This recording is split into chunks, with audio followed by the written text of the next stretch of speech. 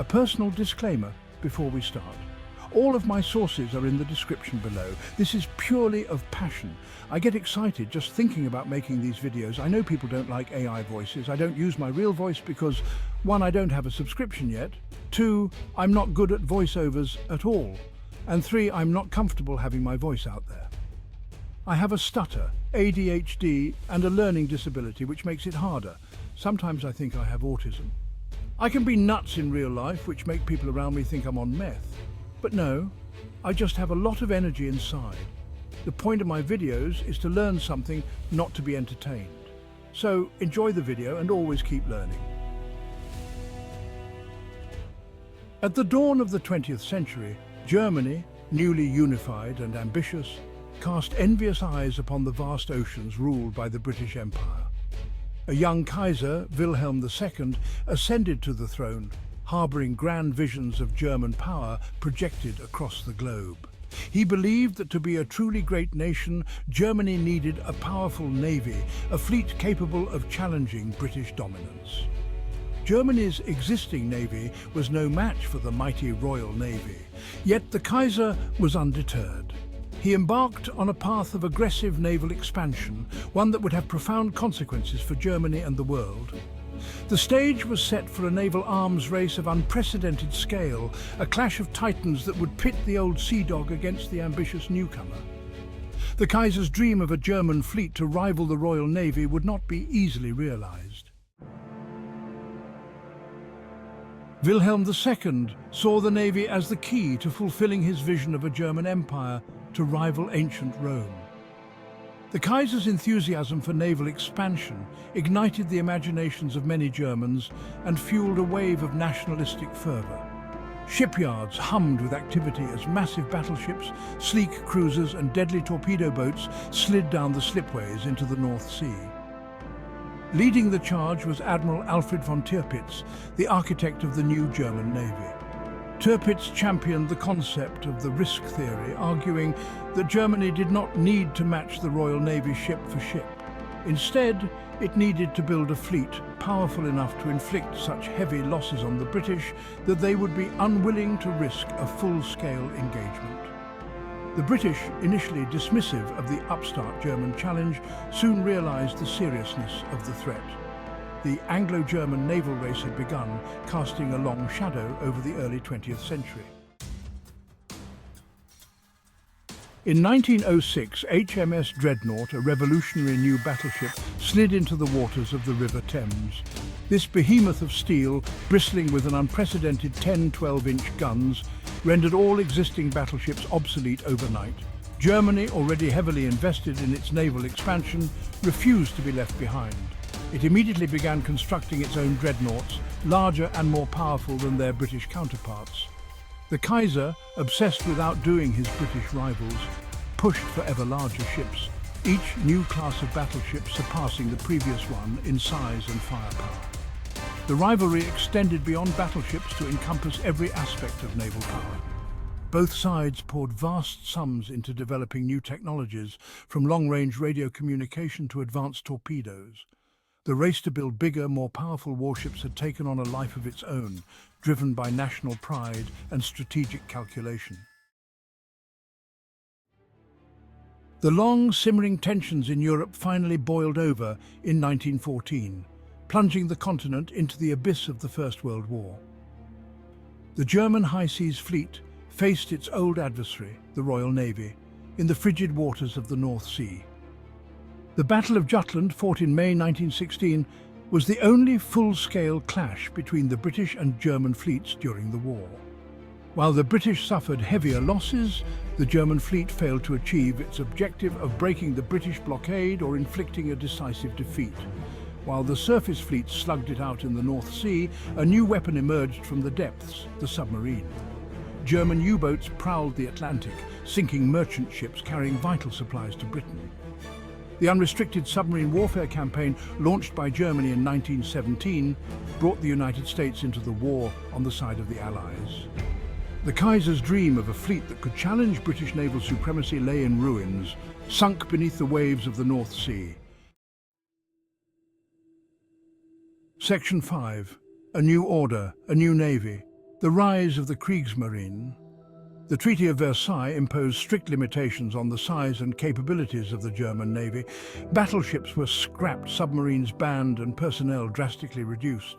Yet even in defeat, the seeds of future naval aspirations were being sown. German naval officers quietly began to rebuild, studying the lessons of the conflict. They recognized the strategic potential of submarines, which had come close to crippling Allied shipping during the war. The rise of the Nazi Party in the 1930s provided the opportunity for these ambitions to be realized. Adolf Hitler saw in a revitalized navy a key instrument for achieving his own expansionist goals. Under his direction, Germany embarked on a clandestine program of naval rearmament, violating the terms of the Treaty of Versailles. The Kriegsmarine, the navy of Nazi Germany, emerged from the shadows, a force honed for revenge and determined to claim its place on the world stage. Section 6. Plan Z. A fleet for a 1,000-year Reich. Hitler envisioned a vast German empire stretching from the Atlantic to the Urals. To achieve this grand vision, he knew that Germany needed a navy capable of challenging the combined might of the world's great naval powers. This ambitious plan, known as Plan Z, aimed to create a colossal fleet of battleships, aircraft carriers, and submarines. Plan Z called for the construction of over 800 warships, including 10 battleships, 4 aircraft carriers, and hundreds of cruisers, destroyers, and submarines. However, Plan Z was plagued by a fundamental flaw time. The program, launched in 1939, was expected to take several years to complete.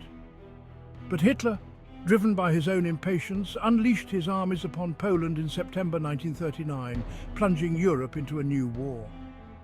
The outbreak of World War II effectively doomed Plan Z. The dream of a German navy capable of ruling the waves would remain just that, a dream.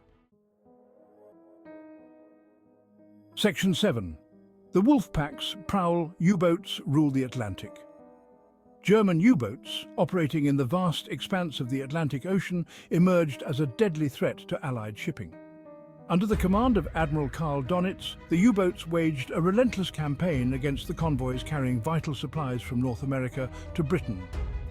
Dönitz introduced new tactics such as the Wolfpack attack, in which groups of U-boats would coordinate their assaults on convoys.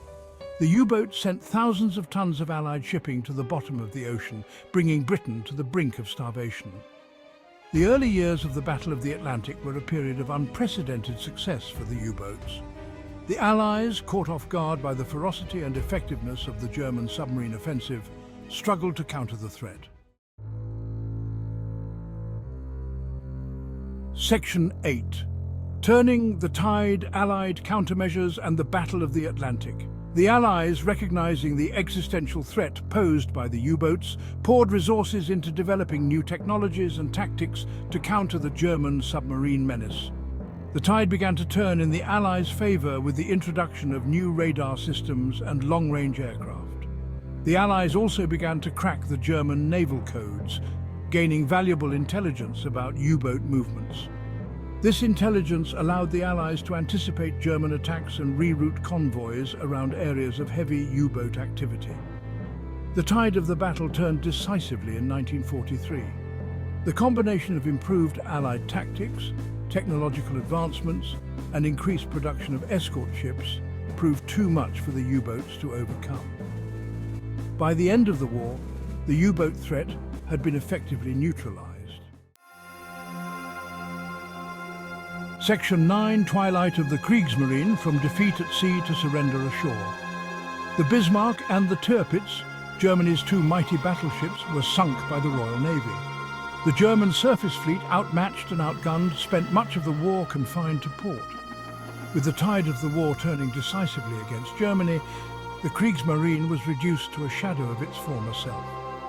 In the final days of the war, the remnants of the Kriegsmarine were tasked with ferrying fleeing civilians and soldiers across the Baltic Sea.